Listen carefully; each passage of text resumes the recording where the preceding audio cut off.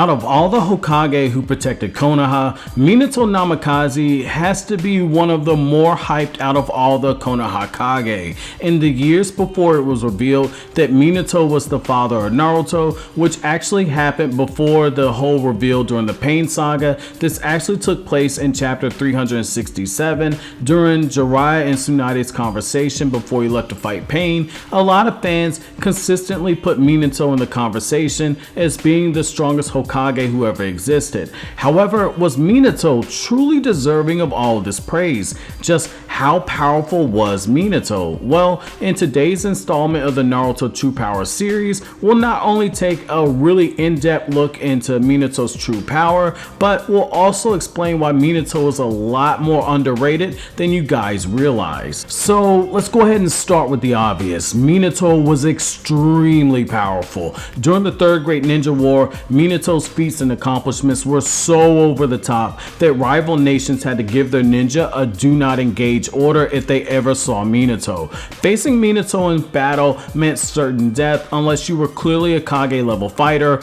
or unless you were a jinchuuriki, and that's for a really good reason too. The reason that Minato was called the Yellow Flash is because of his usage of the Flying Thunder God. During the Third Great Ninja War, Minato used the jutsu so much that it was not only the reason he was given the do not engage order, but he was also the reason that Inoki agreed to enter into peace talks with Konoha, because Minato killed over 1,000 ninja in only a few moments when he used the jutsu. However, it should be noted that this is an extreme disservice to Minato if we said that his power and skill only came from using the Flying Thunder God. There is a lot more to his character, and I mean a lot more.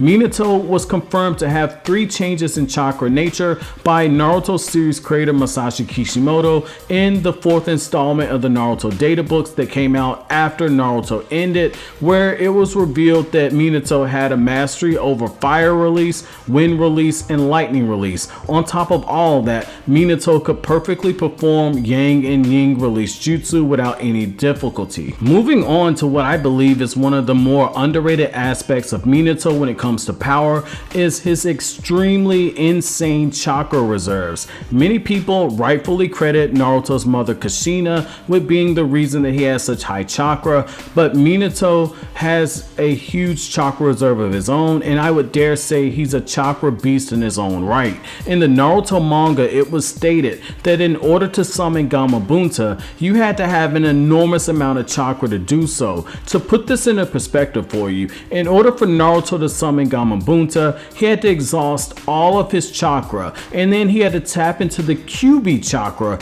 just to summon Gamabunta, who the Naruto dub refers to as Boss Toad. So another thing I want you guys to look at, and one thing that is overlooked, is the fact that in order to attempt using Sage Mode, the manga stated that a person must have large chakra reserves just to attempt to learn the training. However, it was on the night of Minato's death that we see just how impressive his chakra reserves truly were. So on the night that Minato died, Minato expended a lot of chakra in a very short period of time. Let's just start with his usage of the Flying Thunder God. The Flying Thunder God itself requires an extremely high amount of chakra just to perform simple teleportation. In the manga, it took 3 Jonin level people pulling their chakra together just to teleport the Mizukage to the battlefield. And when they were asked why it took so many people to use the jutsu, they stated that they didn't have Minato's high chakra levels to use the jutsu, and they needed to combine all of their chakra just to use basic teleportation.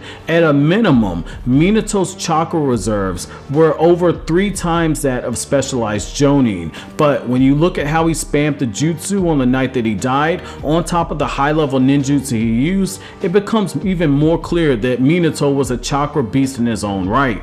After the Kyuubi began its rampage, Minato used an even more advanced version of the Flying Thunder God to teleport a Biju Bomb from a fully powered version of the Kyuubi before Minato split the Nine-Tailed Fox's power in half. The jutsu that he used to teleport away the Biju Bomb was the Flying Thunder God Guiding Thunder Jutsu. Now, this variation of the the Flying Thunder God is insane, especially when you consider the chakra control that is needed to pull this off. It uses the basics of the Flying Thunder God to create a barrier space that teleports away whatever it comes into contact away.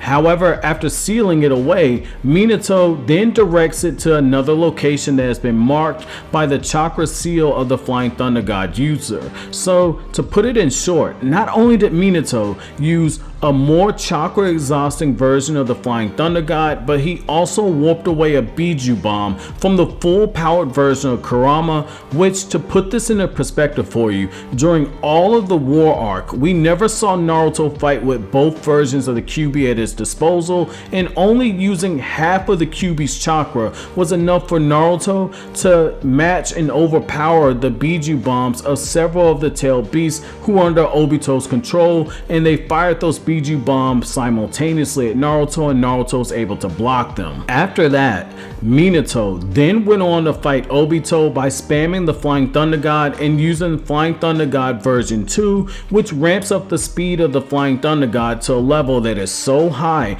that not even the Sharingan can keep up with the sudden movements, and the Sharingan Eye of Insight is unable to react before being hit. He then went on to summon Gamabunta, which, to again restate, requires a lot of chakra to do so. Then Minato took things to another level. He teleported the entire mass of chakra that is known as the Nine-Tailed Fox. It should be noted that Minato had Gamabunta hold down the Kyuubi so he could gather the chakra that was needed to teleport the Kyuubi, which again shows how insane this feat is, given the fact that Minato was able to mold chakra extremely quickly, and yet he needed time just to teleport the Kyuubi, which is something that he made note of, stating that the Kyuubi's chakra is going to be really difficult to teleport.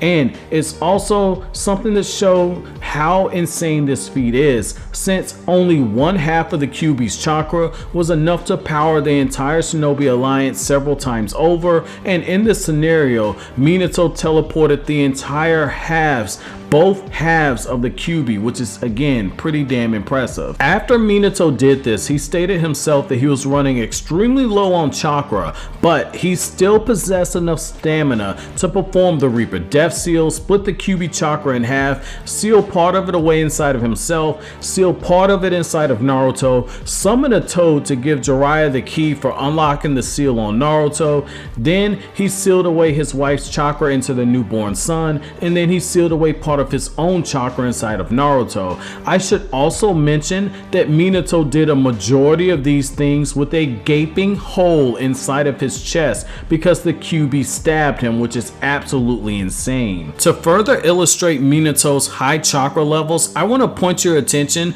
to a few Flying Thunder God jutsu that Minato invented, which should show why Tobirama praised Minato as being better at the Flying Thunder God than himself, which says something since Tobirama was the person who created the jutsu. So I'm gonna go ahead and warn you guys, this next attack is a bit of a mouthful to say. When I mean a bit, I mean a huge bit of a mouthful, and this is exactly why Tobirama was cracking jokes at Minato's expense when he learned the name of the attack. And so here's the attack name. It's called the Spiraling Flash Super Round Dance Howl Style Stage 3 Jutsu. Now this takes the Flying Thunder God up to an extreme level, and I'm not talking about the long drawn out name. To use this attack, Minato creates a shadow clone, and then he throws 6 or more kunai around his enemy, and then he teleports to them. The attacks carried out by the jutsu are so fast and so powerful that it produces a lightning flash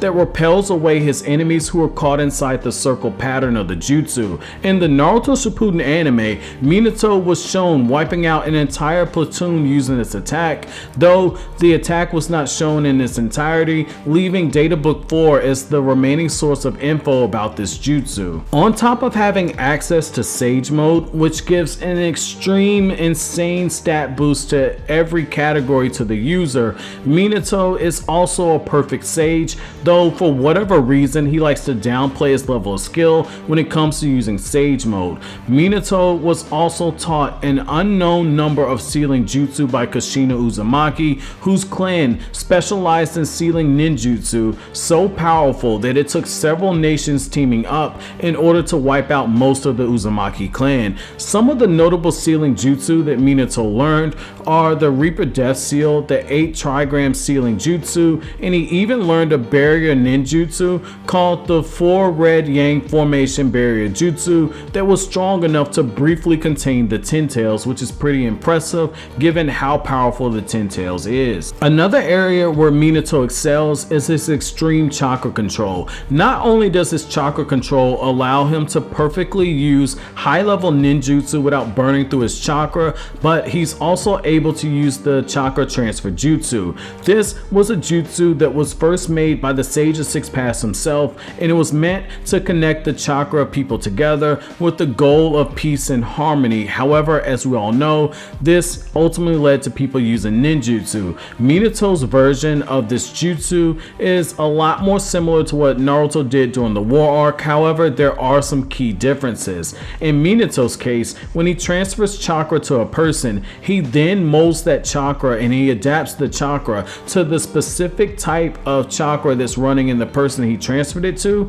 and then he's able to manipulate that chakra remotely, meaning that even while he's fighting someone else in another area, Minato can actually control the actions of the person who isn't directly involved in the battle, since the chakra is linked, making him either a more dangerous foe or making him an extremely skilled ally who can protect you in battle. If that wasn't crazy enough for you, Minato, before he died, actually made himself into a jinchuuriki when he took on half of the Kyuubi's chakra. Though he referred to the chakra as being more dense than he ever expected, Minato, despite having a hole in his chest, was able to continue using jutsu. As an Edo Tensei, we saw Minato have access to the Kyuubi chakra mode, and given his mastery over chakra control, jinchuuriki attacks like the chakra arms and the tail beast bomb out-order the question for him. Up next is a jutsu that everyone knows Minato is famous for, which is the Rasengan, which he was inspired to create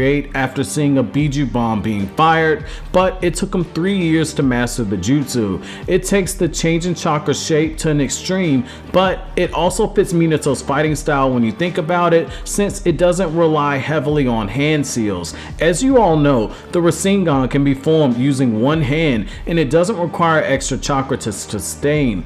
The destructive force of the Rasengan was confirmed by Jiraiya in chapter 143 of the manga to have even greater destructive capability than the Chidori, and it was even later confirmed by Sasuke as being the superior jutsu in terms of raw power, and Sasuke confirmed this in the manga. When Minato uses Sage Mode, his stat boost provides an even larger amp for the Rasengan, since he's using Senjutsu to enhance the attack. Finally, Minato's greatest weapon is closer to that of the third Hokage's, which is his intelligence. Those of you who are familiar with my older videos know I did a video going over the top records set during the Chunin exams, and I revealed to you all that Minato set the Chunin exam record for taking the paper exam portion by answering every question without resorting to cheating, and for over a decade, no one came close to this record until Itachi Uchiha took the test. But even Itachi couldn't beat Minato's score,